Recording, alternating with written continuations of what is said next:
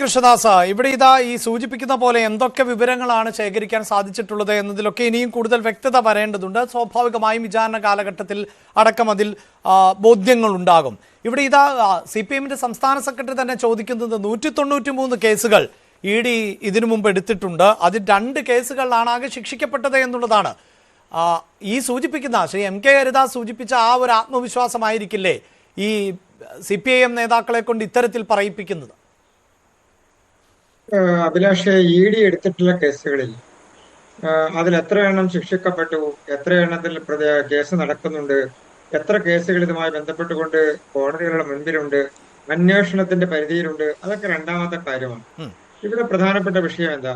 2021 July മാസം 14-ാം തീയതി Irinjalakuda police ഇതുമായി ബന്ധപ്പെട്ടുകൊണ്ട് ആദ്യത്തെ കേസ് രജിസ്റ്റർ ചെയ്യാണ്. കരുവന്നൂർ ബാങ്ക് തട്ടിപ്പുമായി ബന്ധപ്പെട്ടുകൊണ്ട് ഏതാണ്ട് 100 കോടിയിലേറെ രൂപയുടെ തട്ടിപ്പാണ് അന്ന് ഒരു ഊഹം വെച്ചുകൊണ്ട് ക്രൈംബ്രാഞ്ച് അതിനുശേഷം ഏറ്റെടുത്ത അന്വേഷണത്തിന്റെ ഭാഗമായി കണക്കാക്കപ്പെട്ടിരുന്നത്. പിന്നീട് അത് ഏകദേശം 300 കോടിയിലധികം ഉണ്ടാകും എന്ന് ED അന്വേഷണത്തിന് ശേഷം പുറത്തു വരുന്നു.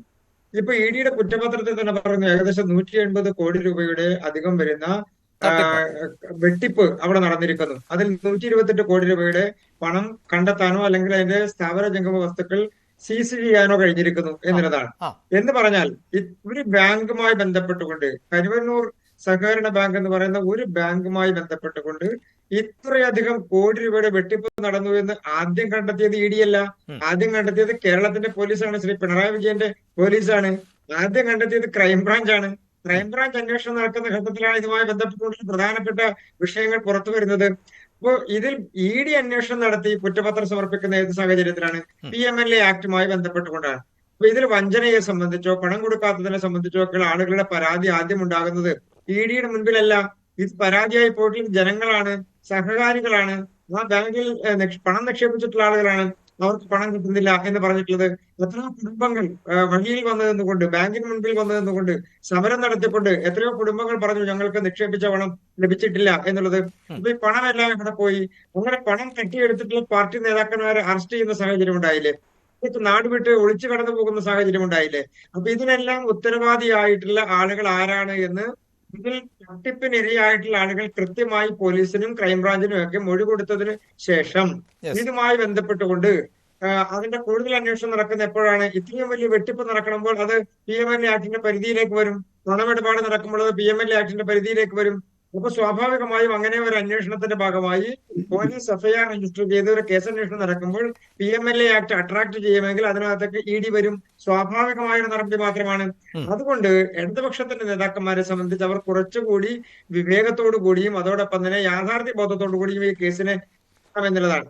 ഇതിൽ ഒരു BJP ഗവൺമെന്റോ ഒരു BJP നേതാവോ ഇതുമായി ബന്ധപ്പെട്ടുകൊണ്ട് ഏതെങ്കിലും തരത്തിലുള്ള ഒരു ഇടപെടലിന്റെ സാഹചര്യമോ പരാതി നൽകേണ്ട സാഹചര്യമോ ഉണ്ടായിട്ടില്ല.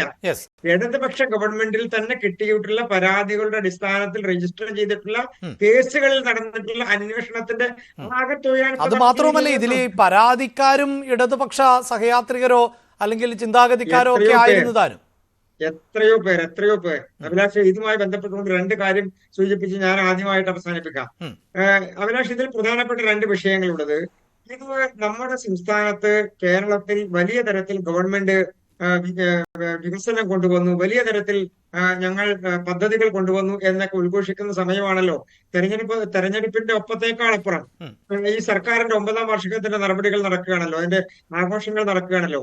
ഈ ഘട്ടത്തിൽ കേരളത്തിലെ എത്രയോ സഹകരണ സംഘങ്ങളുമായി ബന്ധപ്പെട്ടുകൊണ്ടുള്ള പണം കട്ടുകൊണ്ടുപോയിരിക്കുന്നു, കളവ് നടത്തിയിരിക്കുന്നു, കൊള്ളയടിച്ചിരിക്കുന്നു എന്നുള്ള വാർത്തയാണ് പുറത്തു വരുന്നത്.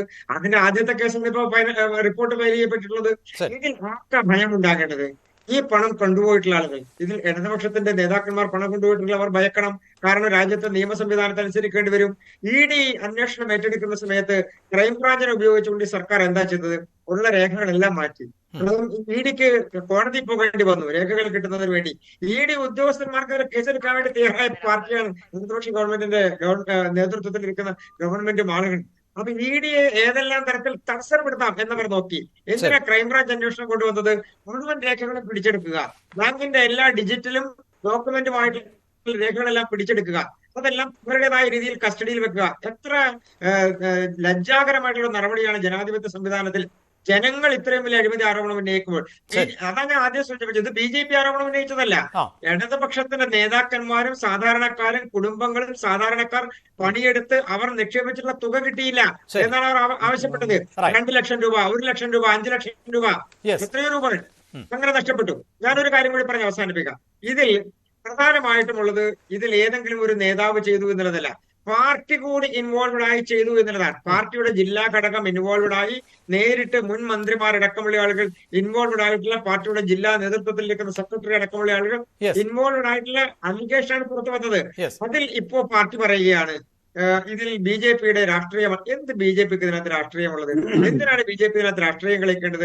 CPMന്റെ ആളുകൾ പണം കട്ടുകൊണ്ടുപോയതിനെ കുറിച്ച് രാഷ്ട്രീയം എന്താ കളിക്കാനുള്ളത്?